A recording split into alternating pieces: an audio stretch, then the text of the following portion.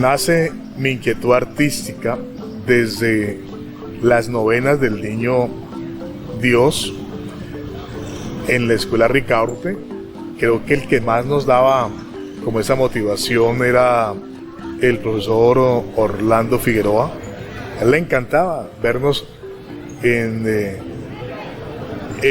diciembre vestirnos de pastorcitos y de Reyes Magos.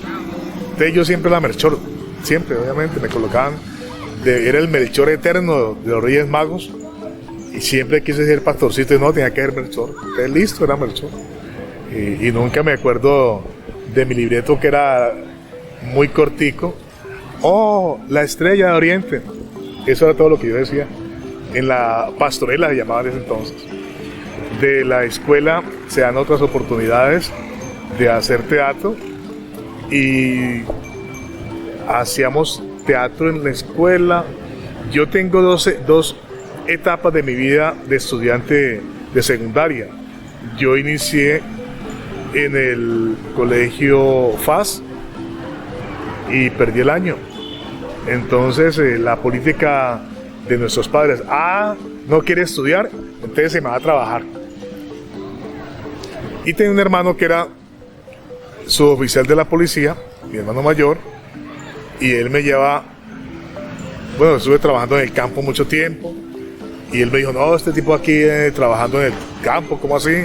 Que cortando caña, que arrancando soya, que no, hay que llevarlo a estudiar. Y me llevó a Bogotá. Tendría 15 años en ese tiempo. En Bogotá adelanté algunos estudios de secundaria, y en los ratos libres me iba al teatro La Candelaria.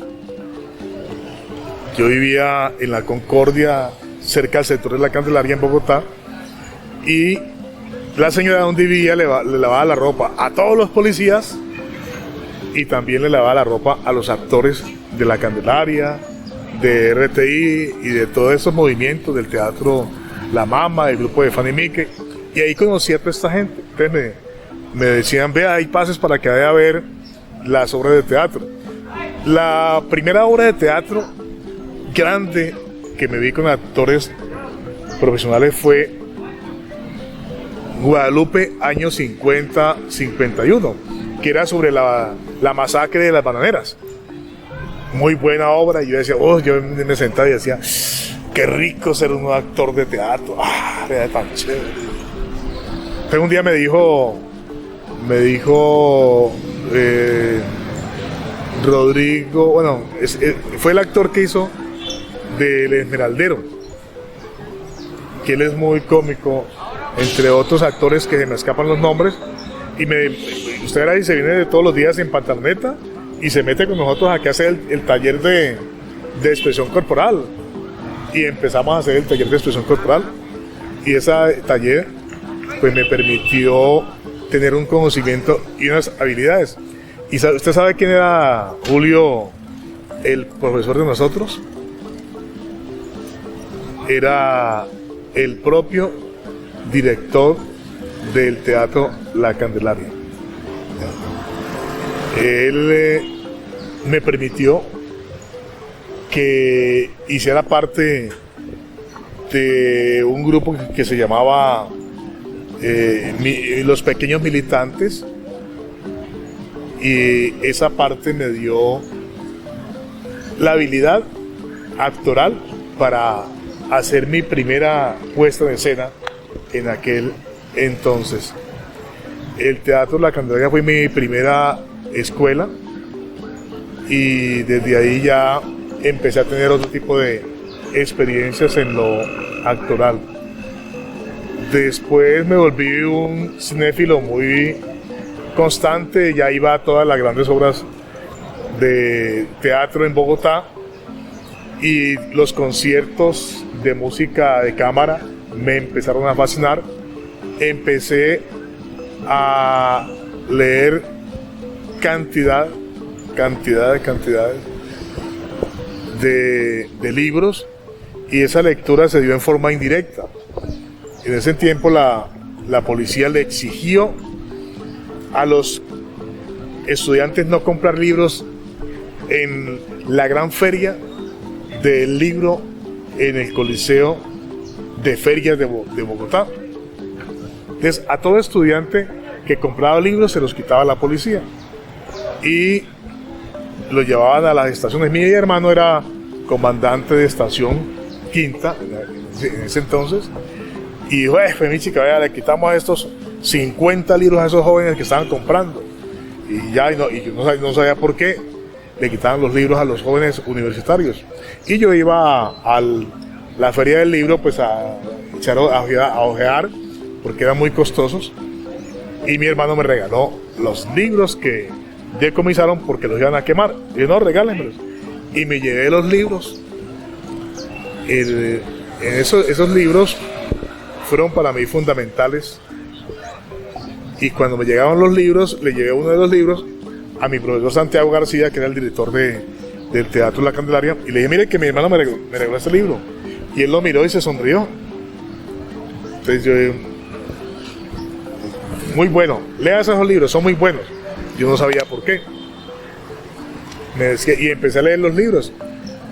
Voy a decirle los titulares: El Capital, de Carlos Marx; El legado de Lenin; Las venas abiertas de América Latina;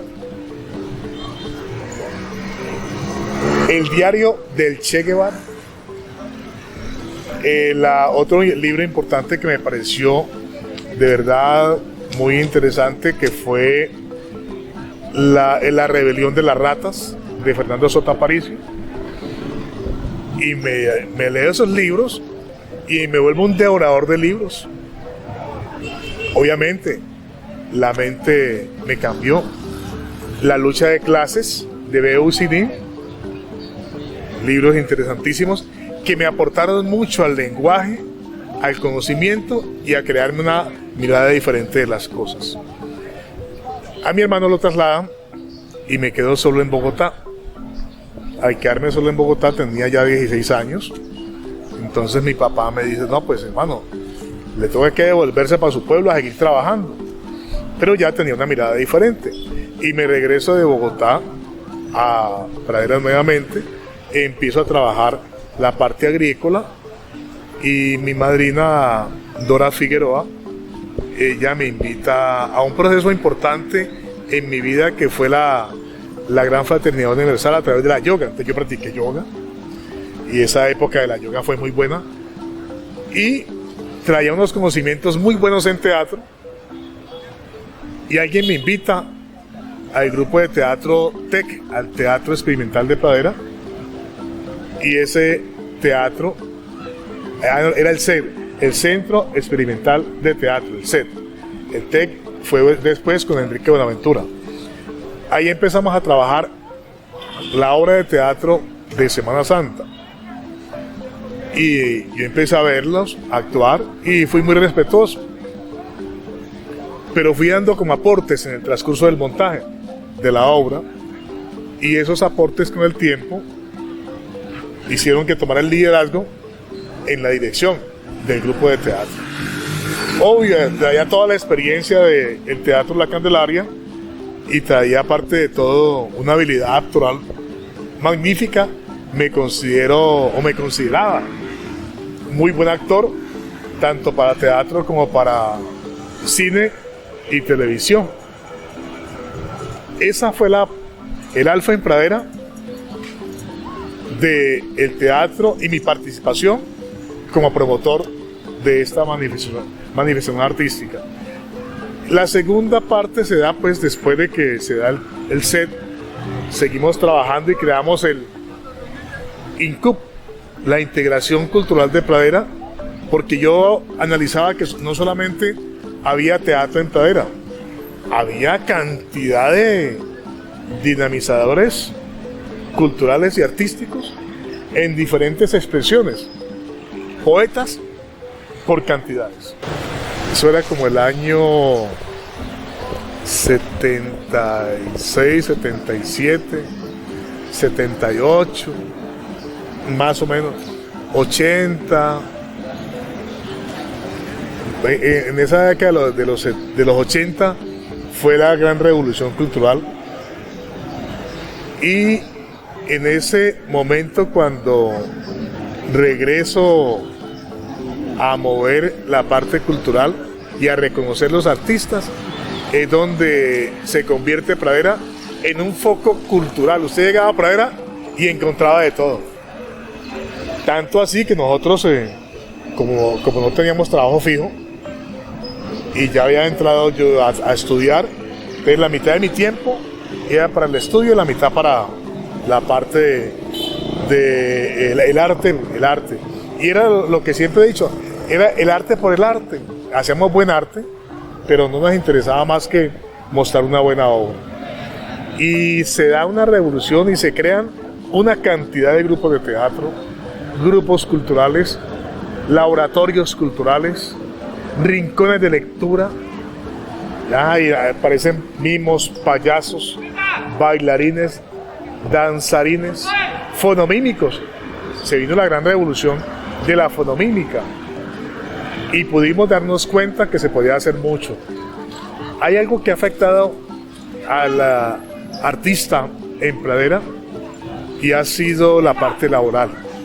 La parte laboral, porque cuando eres joven, tienes talento, pero no produces en la casa, hay problemas porque la economía de nuestro municipio en los hogares es muy mínima, muy precaria. Entonces ahí tenemos un problema grandísimo que hay que empezarlo a analizar.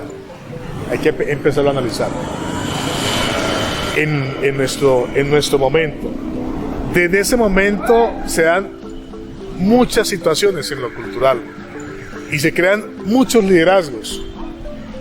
Logramos que se dé un evento que fue muy representativo, el Festival de Arte, y logramos que Pradera participe en muchos festivales de teatro y de danzas y de poesía y de pantomima y también de fonomímica. Traemos muchos trofeos para Pradera, pero hay un problema en ese tiempo: no había Casa de la Cultura. No había Casa de la Cultura, entonces se da la opción, cuando llega, nuevamente hago la mención de el exalcalde y que en paz descanse, Orlando Mina. Él pregunta, bueno, ¿y aquí qué pasa? ¿Qué pasa? ¿Ustedes qué es lo que hacen? Porque él siempre nos prestaba la volqueta del municipio, que usted se acuerda, Julio, la volqueta azul de don Sigifredo Arboleda, para que nos llevara a toda parte. Aquí hace falta una agregada cultural. Los artistas, que éramos muy unidos, ellos toman una determinación por unanimidad, eligen a alguien que lo represente y que se gane una platica, un sueldito, para que tenga su estabilidad económica. Y yo no pensé que me iban a elegir, y me llamaron y me dijeron, Enoch, usted nos va a representar en esa oficina. Y empecé como promotor de cultura de la alcaldía. Era un promotor de cultura, como jefe de prensa, como no sé, una fusión de muchas cosas, porque me llamaba la atención la parte de los medios, y también pues ejercía mi función de promotor de cultura. Ese momento fue fundamental para que se dieran otros espacios y otras oportunidades, y lo hice por mucho tiempo, todo el periodo de Orlando Mina. En ese entonces eran 2 años nomás que duraban los alcaldes. Luego hay cambio de alcalde, y en ese cambio de alcalde, el alcalde que llega pues ya tiene otra visión y tiene otra mirada. Y él trae otras reglas de juego. Él no consultó con las bases, con los artistas, sino que él debía cumplir con la cuota burocrática de un concejal. Entonces me dijo, vea hermano, necesito ese puesto suyo para esta persona. Le dije, no, pero es que este puesto lo crearon los artistas. Ah, pero eso fue con el pasado alcalde. Yo soy el alcalde ahora. Qué pena. Y me llegó la carta de despido de la alcaldía, que continuó después de Orlando Mina, para incluir una cuota burocrática que requería para ese cargo, y la vinculó, una muchacha pues muy buena gente, de profesión contadora, pero pues de procesos culturales no tenía ni idea, pero bueno, ahí quedó. En ese momento es cuando yo tomo una determinación de entregar el liderazgo cultural a Carlos Pérez, también que en paz descanse, gran gestor, y a otros gestores que estaban en ese momento como John Jairo Solarte, que en paz descanse también, y a John Jairo Núñez y otros, para que ellos se encargaran de no dejar morir el arte y la cultura, porque me tocaba irme de Pradera, porque ya había terminado la normal, había terminado el curso de locución y periodismo, y se me ha abierto una puerta para incursionar en los medios. Esa es como parte de la vivencia que se pudo tener en la participación artística y cultural desde los orígenes, en el momento en que regreso a mi pueblo, después de estudiar teatro. Yo terminé teatro también con Esquina Latina, con Orlando Cajamarca, y también fui alumno de Enrique Buenaventura en el TEC. Tuve la oportunidad de participar en 2 cortometrajes, ¿no? Uno era El Último Alférez, que era un compilado de los capítulos del Alférez Real, fue muy bueno. En otro cortometraje que fue La Bruja de mi pueblo, que ese se hizo en el Cauca, participé en esos 2 y hubo unas propuestas actorales, pero tenía que irme a hacer radio y no había el tiempo para ello. En teatro traté de dar lo que más pude a las nuevas generaciones y creo que se creó un buen grupo. Fue una muy bonita escuela. Mis primeros profesores de teatro en Pradera, antes de irme a Bogotá, fue Norbey Castillo y Wilson García, que vive actualmente en Estados Unidos. Ya después vi la necesidad de irme a perfeccionar más en el tema del teatro.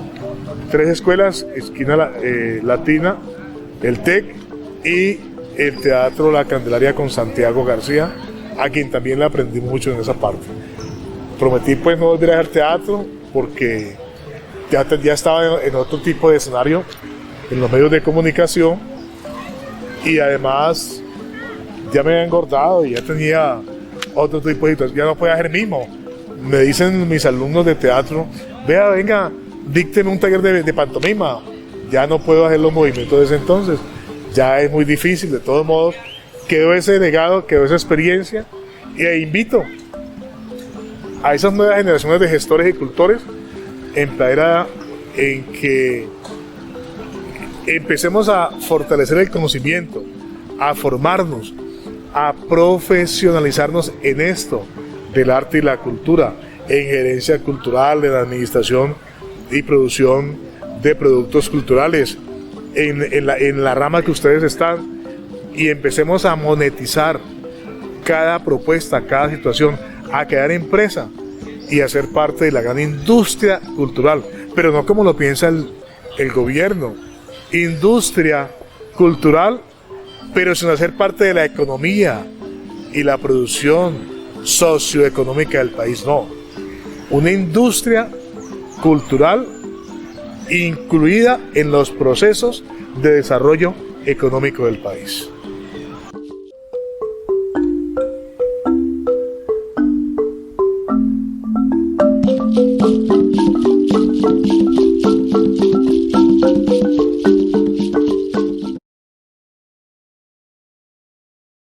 La cultura es de todos. Ministerio de Cultura.